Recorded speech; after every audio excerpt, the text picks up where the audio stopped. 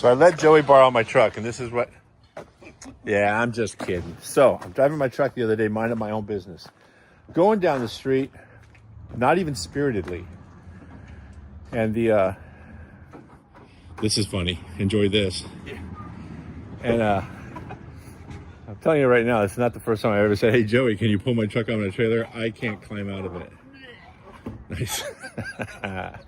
Either way, the brake pedal fell to the floor. And I looked under there and I saw that I had hit some debris and it grabbed the brake line and broke the brake line. So I am going to pull it right onto the rack and unbrake that brake line. I have new stuff anyway, so it's all good. So here's how this trailer works. Pull the pin. Once you pull that pin, hold on, hold please, Just hit this right here. I think. Pull the pin. It locks the trailer open. And then Joseph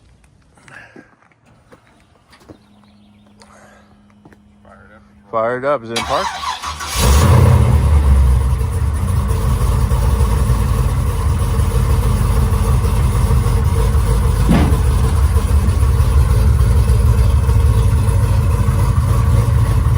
Hey, that's good right there.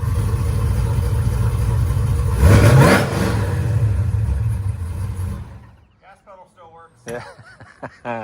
That's all that really matters. This thing's been sitting in my driveway for, I don't know, a couple weeks maybe, huh? Yeah. And I got a $47 parking ticket parking my car, my Silverado, on the street in front of my house. I figured, okay, maybe I will just stop being lazy, get the trailer out, and go pick up the truck. So that's what we did. Gonna rack it up right now and pull off that left front wheel where I saw a bunch of fluid and see what's up. We'll be right back. All right, so Joey Chevelle is a general contractor, right? Mm-hmm. That's your real job, right? It is. But fortunately for me, it is winter, and general contractors don't generally work in the rain, which means, hey, Joey, will you move the yellow car? Just throw that car cover in the back of the white truck.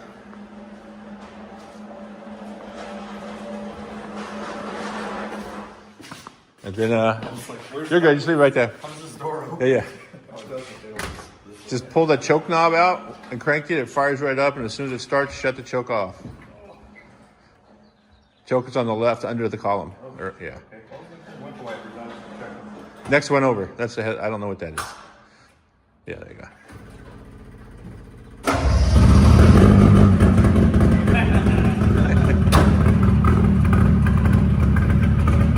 And reverse is where first is.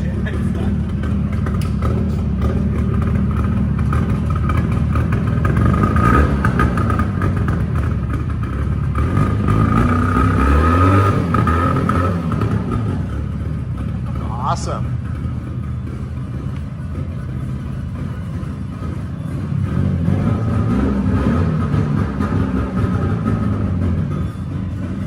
Oh, you know what? Pull it right here. The thing's so small.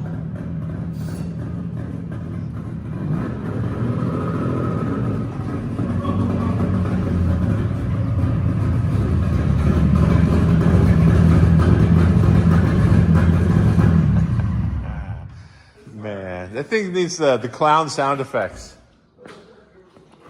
Oh, yeah. Yeah, that thing needs a... Yeah. All right. Time for everything. Want to back in the truck? Don't get going too fast. I stepped on the pedal and it actually felt like there was something, but definitely wasn't what it was supposed to be.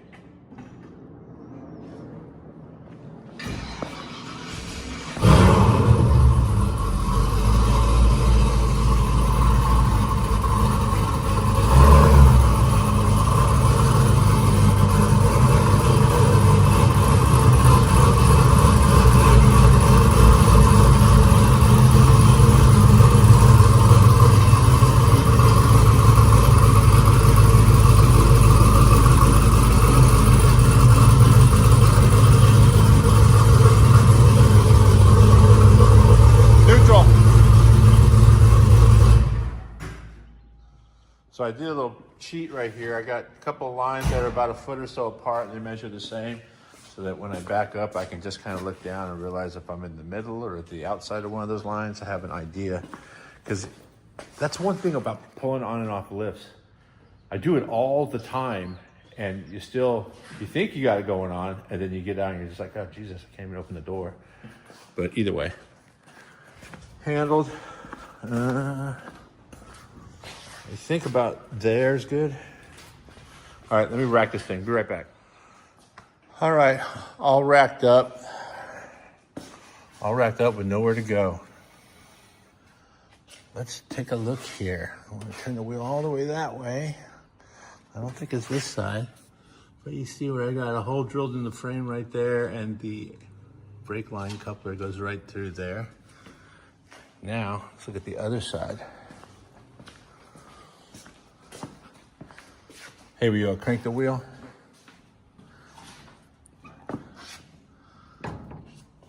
Wow. Doesn't look like it's broken. I think it's your steering. Huh? I think it's something to do with the steering too.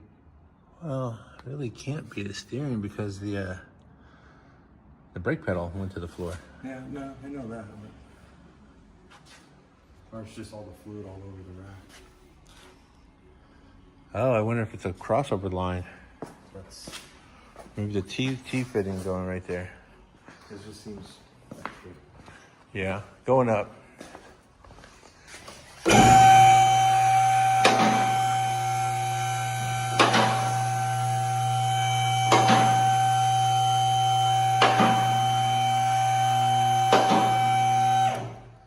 Flashlight.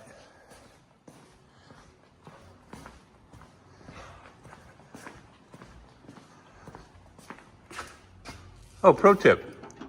All these lights were a gift, were a tip from a customer. If you're gonna tip your mechanic, get him a cool tool. Yeah, look at that mess.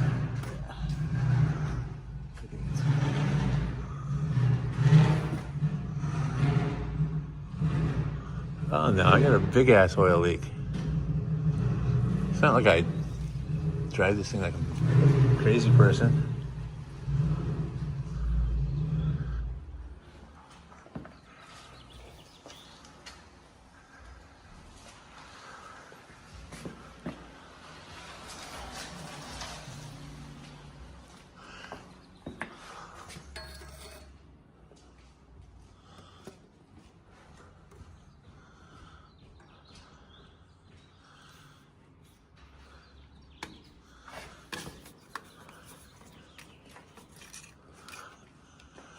Man,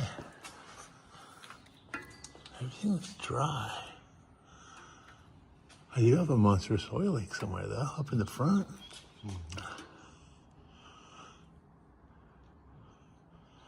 What if I jump in and step on the pedal? Yeah. Like this? No, that's from something else, but yeah, I'll let it down. I think the problem is up on the top. Maybe the lines that, here's my line lock. It's all dry. All right, going down.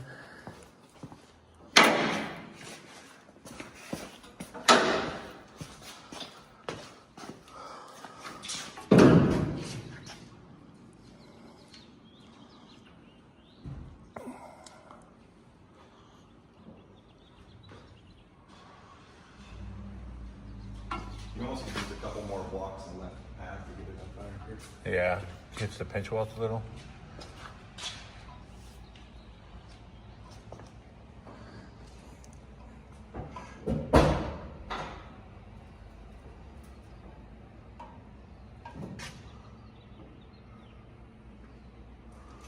I think this door opens all the way. You want to step on that pedal?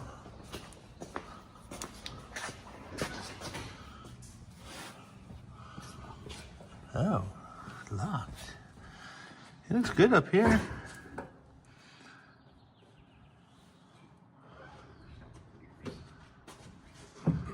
Ready? Yeah. What's up? Okay. Wow, it's a weird place for it to leak. Is that the cap? No, it's flare right there. These are the, I don't want to say anything negative right now, but I didn't make those flares is all I'm going to say. But it's possible. Yeah, okay. Feel good about that. Okay, so what I found, by I mean me and Joey, on the master cylinder, it looked like one of the flares were of questionable quality. It's from the proportioning valve to the master cylinder.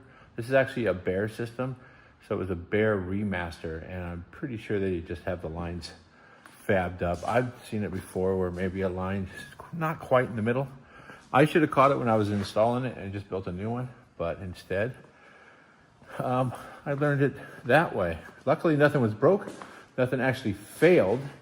It was just a line that needed to be reflared and reinstalled. So I did that. Just got done bleeding the brakes. When you bleed brakes, you want to start with the furthest wheel from the master cylinder. Since I have two separate hydraulic systems in here, basically, front hydraulic for the brakes, rear, and they go through a proportioning valve that don't blend ever. I just did the furthest wheel in the front first, and then the one directly under the master. And then I figured, it's up in the air. Now's a good time to go ahead and get some of that fluid out of there. It's seen some heat. I'm not sure how it saw heat, but it has seen heat. And did the rears.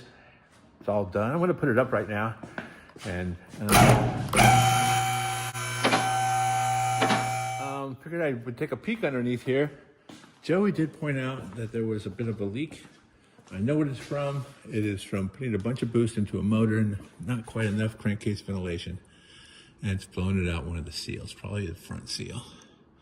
Either way, this thing needs to get a bath.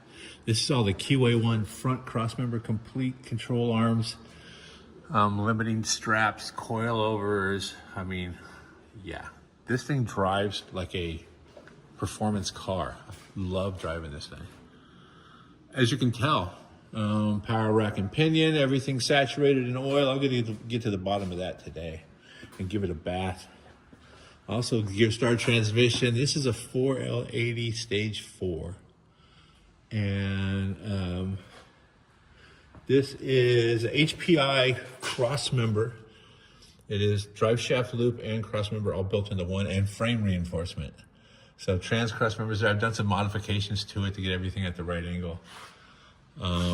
There's the drive shaft. I actually have another drive shaft almost the same spec that I shot out of this thing on the freeway at 85 miles an hour. And you can still see, I bet you can still see. Can you? Oh, I straightened all this. You can tell all that got mangled from the drive shaft bending and just beating the crap out of everything under here.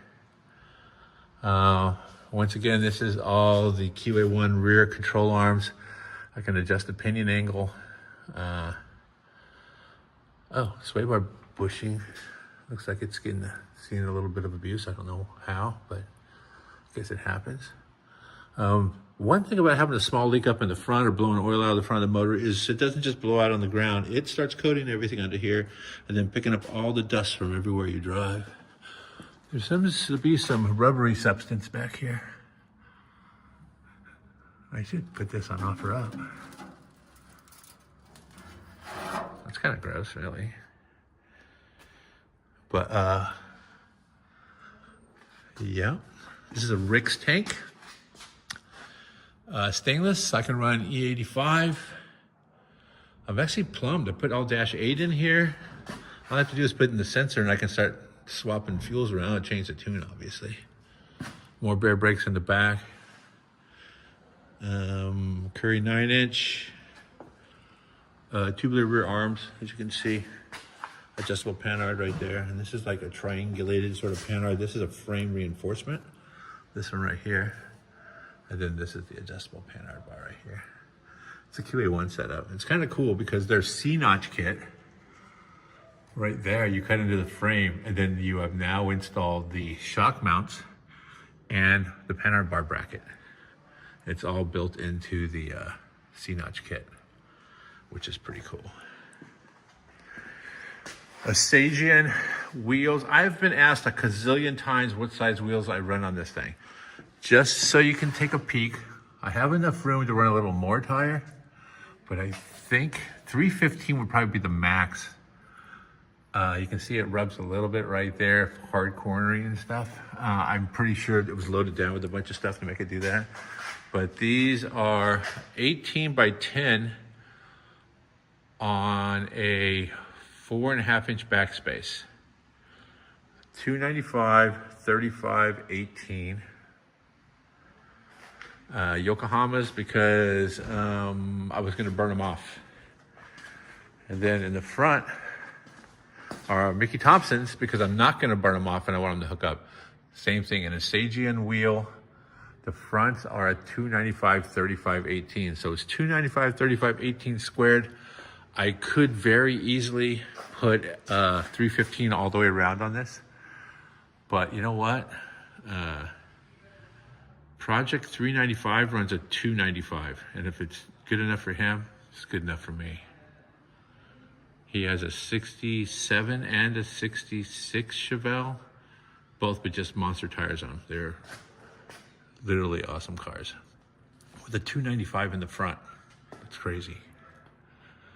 All right, well, this thing just needs a bath, and luckily it's raining, so maybe give it a bath and then do some, I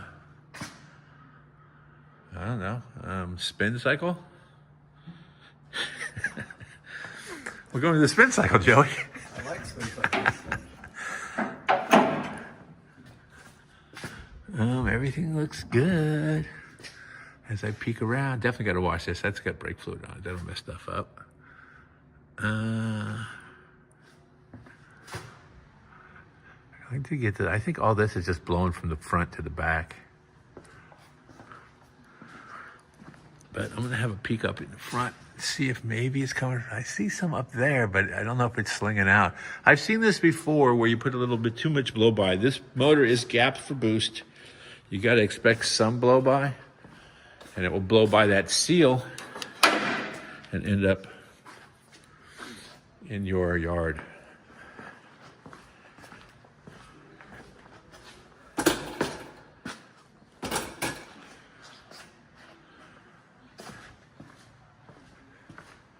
Coming down.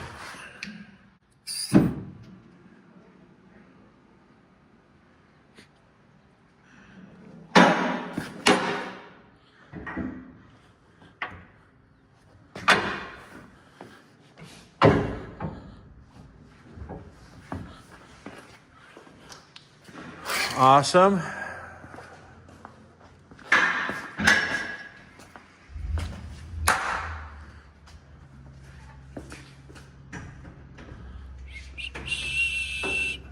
Hey, can you hold this? I'm just going to test the brakes. Mm-hmm.